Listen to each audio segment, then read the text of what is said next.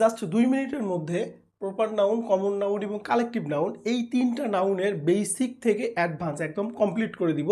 যারা এগুলো নিয়ে হরহামেশাই বিভিন্ন সমস্যায় পড়েন, আজকের ভিডিওটি দেখার পর তাদের নাউন নিয়ে আর কোনো কনফিউশন থাকবে না। জাস্ট 2টা মিনিট সময় দিবেন, আমরা 2টা উদাহরণের মাধ্যমে একদম এই তিনটা নাউন পানি করে ফেলবো।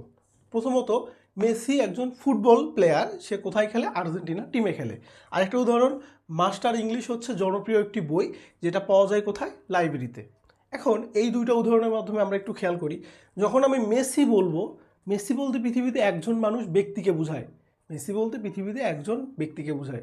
আমি যদি সাকিব আল হাসান বলি বা তামিম ইকবাল বলি, অথবা আমি যদি আরও একটু যারা ফেমাস বিরাট কোহলি বলি বা MS ধোনি বলি বা উসাইন বোল্ট বলি, এই সকল ব্যক্তির নাম নেওয়া মানে পৃথিবীতে শুধুমাত্র একজন ব্যক্তিকেই বোঝাবে। তাহলে পৃথিবীতে যদি এরকম কোনো একজন ব্যক্তি, বস্তু বা স্থানকে নির্দিষ্ট করে বোঝায়, সেটা হয় প্রপার নাউন। তাহলে মেসি বললে নির্দিষ্ট একটি ব্যক্তিকে বোঝাবে, তাহলে নির্দিষ্ট ব্যক্তিকে বোঝালে প্রপার নাউন। এখন মেসি কি একজন বিখ্যাত ফুটবল প্লেয়ার?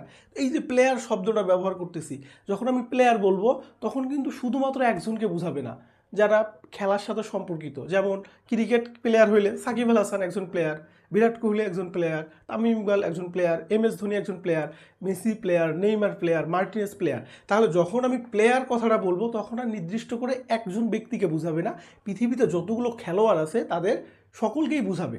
তাহলে এই রকম একজনকে নির্দিষ্ট করে না বুঝিয়ে যদি এক জাতীয় সকলকে বোঝায়, তাকে বলে কমন নাউন। ওকে, তারপরে কোথায় খেলে? আর্জেন্টিনা টিমে খেলে। এই যে টিম যখন বলবো, তাহলে একটা টিম কিভাবে গঠিত হয়? 11 জন প্লেয়ার নিয়ে একটা টিম গঠিত হইল। তাহলে প্লেয়ার কি? কোন নাউন? Common noun. একাধিক কমন নাউন নিয়ে কি গঠিত হয়? Collective noun. তাহলে টিম হচ্ছে একটি কালেকটিভ নাউন। আরেকটা উদাহরণ দেখি, যে মাস্টার ইংলিশ কি? জনপ্রিয় বই, পাওয়া যায় কোথায়? লাইব্রেরিতে। এখন এই যে মাস্টার ইংলিশ যদি আমি বলি, তাহলে পৃথিবীতে না, বাংলাদেশের এত প্রেক্ষাপটে বললে একটি মাত্র বইকেই বুঝাবে, জাহাঙ্গীর স্যারের। আবার যদি আমি খাইরুল বেসিক ম্যাথ বলি, তাহলে খাইরুল স্যারের কিন্তু একটি গণিত বইকেই বুঝাবে। তাহলে নির্দিষ্ট করে একটি বইকে বুঝালে সেটা প্রপার নাউন। তারপর কি? জনপ্রিয় বই, যখন বই বলবো তখন বুক কি?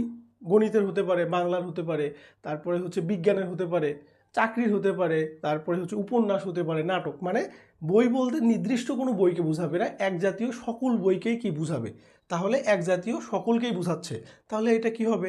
Common noun. তাহলে বই কিভাবে গঠিত, লাইব্রেরি কিভাবে গঠিত হয়? দেখেন, লাইব্রেরি কিভাবে গঠিত হয়? একাধিক বই দিয়েই তো একটা লাইব্রেরি গঠিত হয়।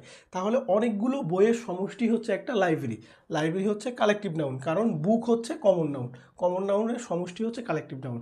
আশা করি এই ভিডিওটা দেখার পর প্রপার নাউন, কমন নাউন এবং কালেকটিভ নাউন নিয়ে আপনাদের আর কোনো প্রশ্ন থাকা উচিত না। ধন্যবাদ।